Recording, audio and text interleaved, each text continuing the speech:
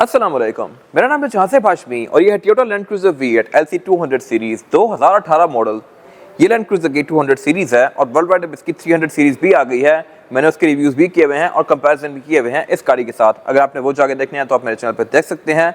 अगर बात कीजिए स्पेसिफिक गाड़ी की तो इसको लेने के पीछे बहुत सारी रीजन हो सकती हैं, जैसा कि लैंड क्रूजर वर्ल्ड वाइड अपनी ड्यूरेबिलिटी, ऑफ रोड कैपेबिलिटीज़ और रीसेल वैल्यू के लिहाज से बहुत ज़्यादा फेमस है।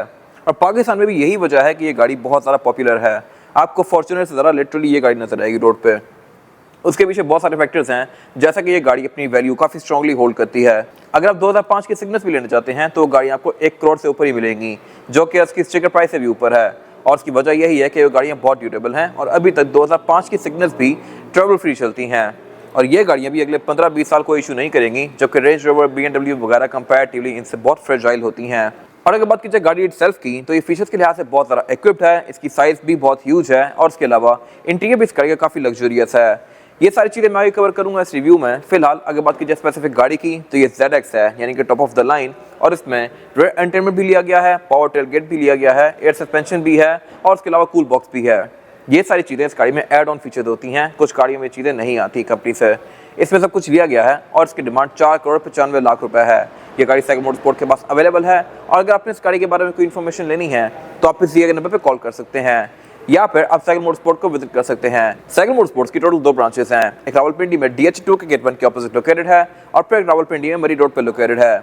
इन दोनों ही ब्रांचेस पे गाड़ियों की बाइंग एंड सेलिंग के साथ साथ गाड़ियों में काम भी किए जाते हैं, जैसे कि tints, wrap, ceramic coating, PPF, graphene coating और इसके अलावा यहाँ पे गाड़ियाँ फेसलिफ्ट भी की जाती हैं।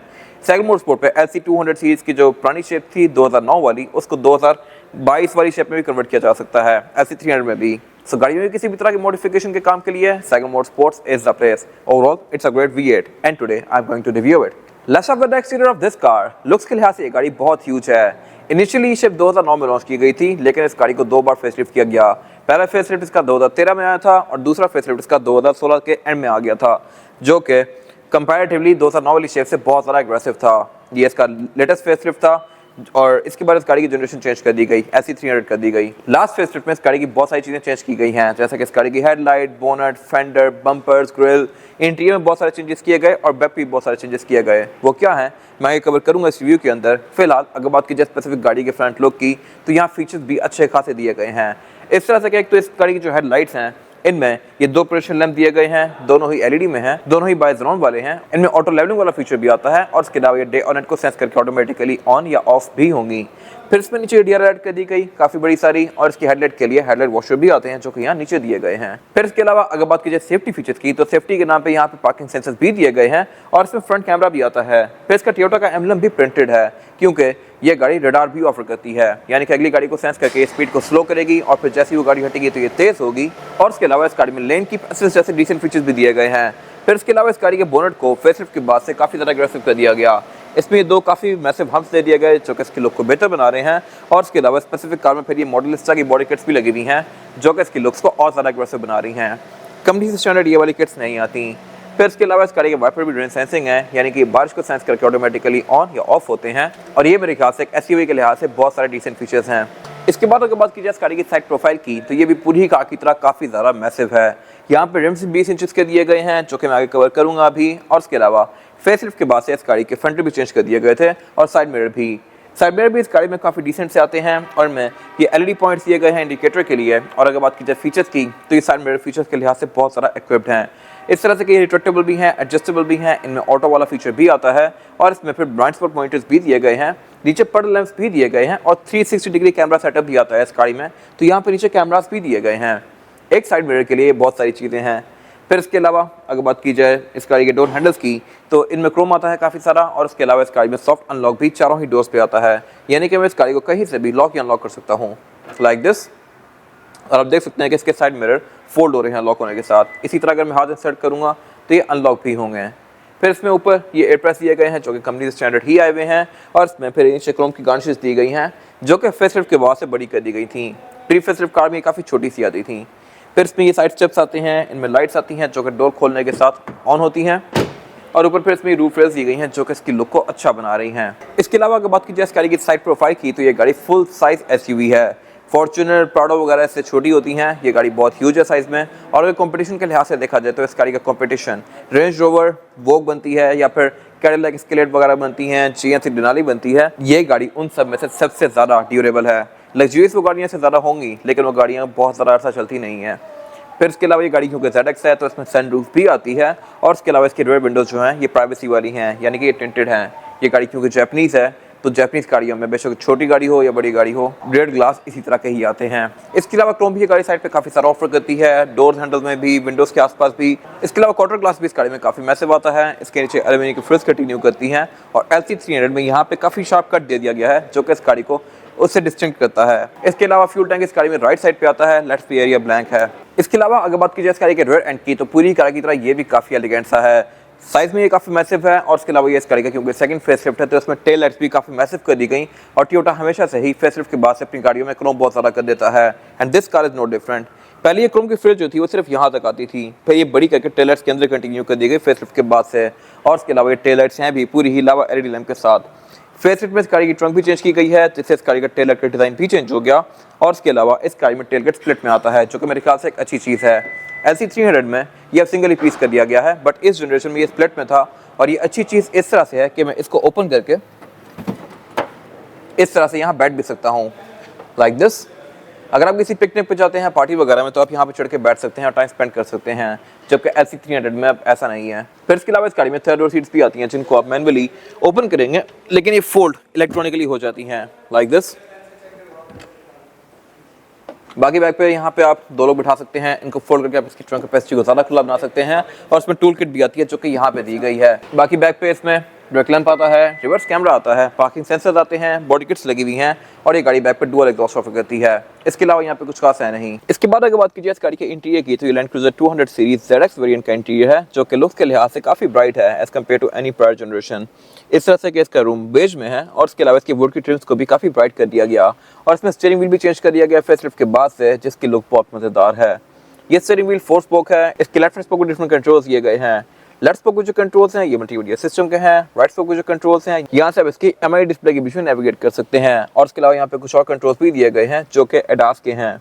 ये गाड़ी ऑटो ब्रेकिंग भी करती है और लेन डिपार्चर असिस्ट भी ऑफर करती है, यानी कि ये गाड़ी अगर लेन से ड्रिफ्ट आउट हो रही हो तो ये खुद ही सेंस करके लेन में वापस आएगी या फिर आपको वार्न करेगी।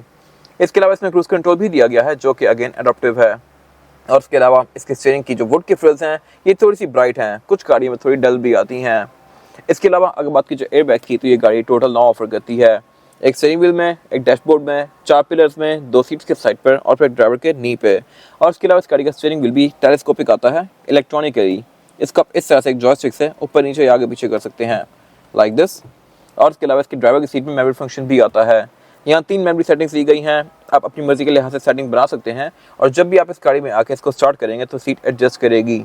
इसके अलावा इस गाड़ी में क्रूज कंट्रोल भी एडॉप्टिव आता है, यानी कि अगली गाड़ी के हिसाब से अपनी स्पीड को एडजस्ट करेगी।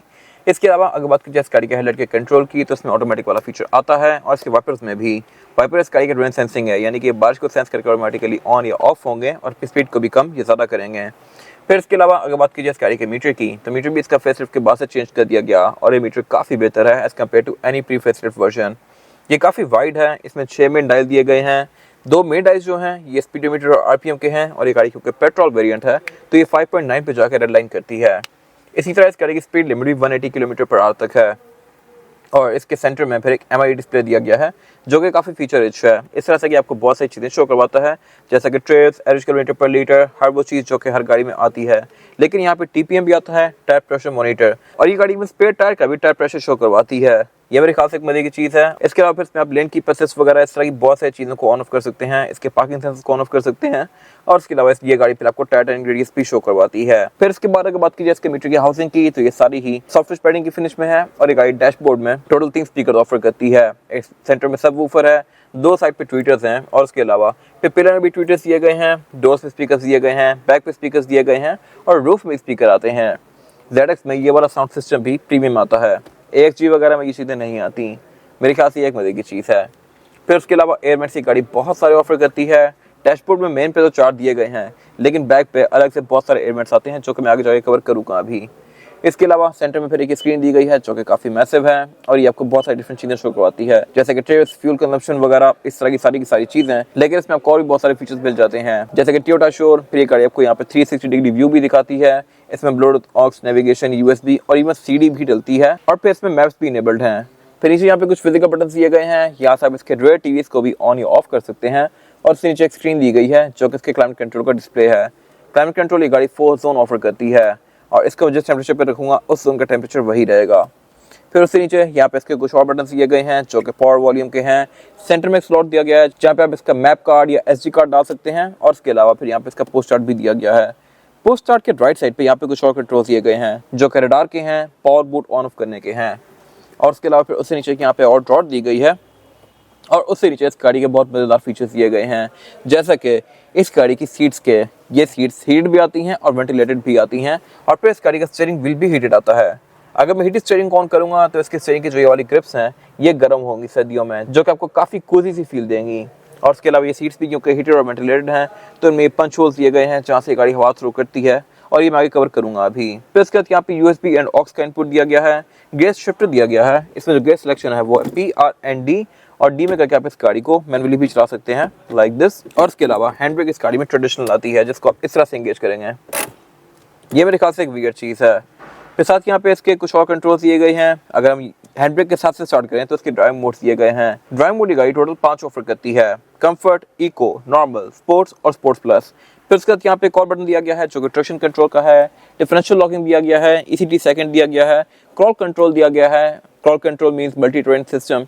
ये गाड़ी क्रॉल कंट्रोल में काफ़ी कम एरिया पर टर्न कर सकती है, या अगर फंस जाए तो ये खुद ही बाहर निकलेगी। और उसके अलावा MTS भी मल्टी टर्न सिस्टम है। आप मल्टी टर्न सिस्टम ऑन करके इस गाड़ी को सैंड, रॉक्स, मड, मॉड्यूल जिस तरह की भी जगह हो उसके लिहाज से ये गाड़ी अपनी सस्पेंशन खुद ही एडजस्ट करेगी। फिर उसके अलावा यहाँ पे कुछ और कंट्रोल दिए गए हैं और इसका एयर मैट सस्पेंशन का बटन दिया गया है। इसमें एयर सस्पेंशन भी आता है, यानी कि अपनी हाइट को ऊपर या नीचे भी कर सकती है डिपेंडिंग अपॉन योर यूजेज। इसको आप यहाँ से ऑन ऑफ करके यूज़ कर सकते हैं। फिर उसके अलावा इसके 4x4 की सिलेक्शन दी गई है और इसमें जो सिलेक्शन है वो है H4 और L4। ये गाड़ी ऑल टाइम 4x4 है, इसको आप 4x2 पे नहीं कर सकते। फिर पीछे यहाँ पे 2 काफ़ी मैसिव कप होल्डर्स दिए गए हैं और सेंटर कंसोल दिया गया है। सेंटर कंसोल भी इसका साइज़ के लिहाज से काफ़ी बड़ा है और इसकी कैपेसिटी भी अच्छी खासी स्पेशियस है। और ये कूल बॉक्स है। कूल बॉक्स भी हर ZX में कंपनी स्टैंडर्ड नहीं आता, ये एक एड ऑन फीचर है जो कि इस गाड़ी में लिया गया है। इसको आप यहाँ से ऑन या ऑफ कर सकते हैं लाइक दिस। फिर इसके अलावा अगर बात की जाए इस गाड़ी की सीट्स की, तो सीट्स भी इस गाड़ी की लेदर की फिनिश में है और इनमें ये परफोरेशन दी गई है जहाँ से ये गाड़ी हवा थ्रो करती है। और इसके अलावा यही लेदर इसका डोर्स के अंदर भी कंटिन्यू किया गया है और इसके डोर्स में भी ये वुड की फ्रिल्स दी गई हैं जो कि इसकी लुक को अच्छा बना रही हैं। फिर इसके डोर हैंडल वगैरह भी काफ़ी मैसिव है साइज़ के लिहाज से और इसकी सारी विंडोज ही सिंगल टैप वाली आती हैं, यानी कि आप उनको सिंगल टैप से ही फुली रोल डाउन या रोल अप कर सकते हैं लाइक दिस। और फिर इसके आगे यहाँ पे कुछ और कंट्रोल्स दिए गए हैं जो कि इसके रिट्रैक्टेबल साइड मिरर्स के हैं, ऑटो लेवलिंग हेडलाइट्स के हैं, रोल सेंसिंग कर्टन एयरबैग्स को ऑफ करने का बटन दिया गया है और इसके अलावा फिर यहाँ पे इसका हेडलाइट स्प्रिंकलर दिया गया है। इसके अलावा अगर बात की जाए वैनिटी मिरर की, तो इसमें ड्राइवर पैसेंजर दोनों के लिए दिए गए हैं और इन दोनों में ही लाइट भी आती है जो कि ऑटोमेटिकली ऑन या ऑफ होती है। फिर सेंटर में यहाँ पे सनग्लास होल्डर दिया गया है, स्पॉट लाइट्स दी गई हैं, केबल लाइट दी गई है जो कि काफ़ी मैसिव है और इसके अलावा इसके सनरूफ के कंट्रोल्स दिए गए हैं। सनरूफ भी इस गाड़ी में यहाँ से ओपन की जा सकती है और इवन LC300 में भी अभी तक सनरूफ ही आती है। इसको आप यहाँ से ओपन क्लोज कर सकते हैं और सेंटर में फिर ये एरा ग्लोनस दिया गया है जो कि एक इमरजेंसी रिस्पॉन्स सिस्टम है। इसके अलावा यहाँ पे कुछ खास है नहीं। इसके बाद अगर बात की जाए इस गाड़ी में रेयर पैसेंजर के लिए सीटिंग कैपेसिटी की, तो ये भी बैक पे अच्छी खासी स्पेशियस है। मेरे पास यहाँ पे लेग रूम बहुत ज़्यादा स्पेशियस है और हेड रूम भी। और इसके अलावा ये गाड़ी की चौड़ी भी अच्छी खासी है, तो यहाँ पे 3 लोग आसानी से बैठ सकते हैं। 4 आना चाहें तो वो भी आ जाएंगे, लेकिन फिर ज़रा कंफर्टेबल नहीं होंगे। इसके अलावा डोर्स में गाड़ी ट्विटर्स ऑफर करती है, नीचे स्पीकर्स दिए गए हैं और इसमें एयर वेंट्स भी बहुत सारे आते हैं, प्लस क्लाइमेट कंट्रोल की भी यहाँ पे 2 इंडिविजुअल जोन्स दी गई हैं। सेंटर में ये फ्रंट की तरह ही प्रॉपर क्लाइमेट कंट्रोल दिया गया है जिसको आप यहाँ से ऑन या ऑफ कर सकते हैं लाइक दिस। और इसके अलावा फिर इसमें सीट्स भी बैक पे हीटेड आती हैं जिनको मैं अगेन अपनी मर्जी के लिहाज से ऑन ऑफ कर सकता हूँ। फिर अगर बात की जाए एयर वेंट्स की, तो इसमें सेंटर में भी दिया गया है, रेयर पैसेंजर के पाँव पे भी दिया गया है और ऊपर छत में भी दिया गया है। और इसके अलावा इस गाड़ी में रेयर एंटरटेनमेंट भी आता है, ये स्क्रीन दी गई हैं जिनको मैं पर्सनली अपने लिहाज से भी यूज़ कर सकता हूँ। सेंटर में यहाँ पे एक HDMI पोर्ट दिया गया है और यहाँ पे अपनी ऑक्स लगा के वॉल्यूम को कम ज़्यादा भी कर सकता हूँ और स्क्रीन पे अपनी मर्जी के लिहाज से कुछ भी देख सकता हूँ। ये अगेन मेरे ख्याल से एक अच्छी चीज़ है। बाकी अगर बात कीजिए सीट्स की तो उनमें परफोरेशन दी गई है, लेकिन ये वेंटिलेटेड नहीं आती बैक पे। इसमें फिर आइसोफिक्स के पोर्ट्स दिए गए हैं, सीट बेल्ट दी गई हैं, सेंटर में सेंटर कंसोल दिया गया है जिसको मैं निकाल के इसमें से 2 कप होल्डर एक्सेस कर सकता हूँ लाइक दिस। और इसके अलावा इसके सेंटर में फिर एक ड्रॉर भी दी गई है जिसमें रिमोट आता है इन दोनों रेयर स्क्रीन का। बाकी बैक पे 3 हेडरेस्ट दिए गए हैं, रेयर बेंचेस 60/40 के स्प्लिट के साथ आते हैं। इनको आप फोल्ड करके सीट ट्रंक कैपेसिटी को और भी ज़्यादा खुला बना सकते हैं। इसके अलावा यहाँ पे कुछ खास है नहीं। इसके बाद अगर बात की जाए इस गाड़ी के इंजन की, तो इंजन ये गाड़ी 4.6 लीटर V8 ऑफर करती है जो कि पेट्रोल है। ये इंजन V8 है और इस इंजन की वजह से इस गाड़ी का नाम भी V8 ही पड़ गया। खैर, ये इंजन पहले जब ये कार लॉन्च की गई थी तो 4.7 लीटर आता था, फिर इसको 4.6 कर दिया गया और इसमें कुछ रिफाइनमेंट्स की गई जिससे इस गाड़ी की पावर और फ्यूल एफिशिएंसी दोनों काफ़ी बेहतर हो गए।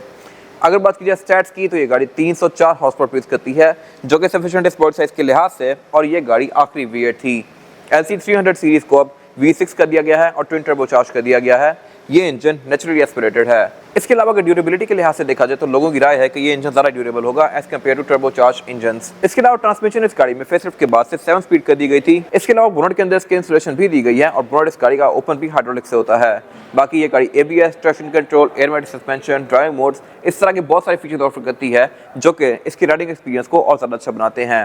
इसके अलावा अगर बात की जाए एवरेज की, तो ये गाड़ी आपको तकरीबन 4 से 5 किलोमीटर पर लीटर की एवरेज देगी अगर आप इसको रफ यूज़ करते हैं। अगर आप इसको बहुत प्यार से चलाते हैं तो ये गाड़ी 6-7 तक भी जा सकती है डिपेंडिंग अपॉन ड्राइविंग पैटर्न। इसके अलावा अगर बात की जाए लॉन्ग की, तो लॉन्ग पे ये गाड़ी आपको 9-10 तक की एवरेज भी दे सकती है अगर आप इसको क्रूज़ करें।